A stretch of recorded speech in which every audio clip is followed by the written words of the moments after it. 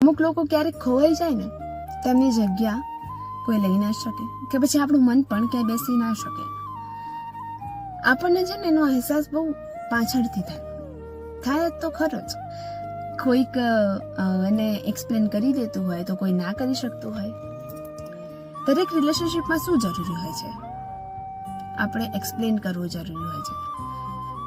કોઈ ખોવાઈ ક્યારે જાય? જ્યારે આપણે છે ને એમાં પોતાના મનની વાતની રજૂઆત ના કરી શકીએ ત્યારે જ. કોઈ પણ રિલેશન હોય, હસબન્ડ વાઈફ હોય, ગર્લફ્રેન્ડ બોયફ્રેન્ડ, ફ્રેન્ડ્સ હોય, ફિયાન્સ હોય, કેટલા રિલેશનશિપ, દરેક રિલેશનશિપ એક રજૂઆત માંગે છે. અને જ્યારે એ રજૂઆત આપોઆપ બહાર આવતી જાય છે ને, ત્યારે આપોઆપ એ દરેક સંબંધ સચવાઈ જાય છે. અને જ્યારે કદાચ કોઈક મિસઅન્ડરસ્ટેન્ડિંગના કારણે એ ખોવાઈ જાય ને, તો એ મન ક્યાંય બીજે બેસી જ નથી શકતું. ગમે એટલા પ્રયત્નો કરી લઈએ, ગમે તે કરી લઈએ, ના થાય. આપણું મન પણ ના બેસે, કે પછી એ જગ્યા પણ કોઈ ના લઈ શકે.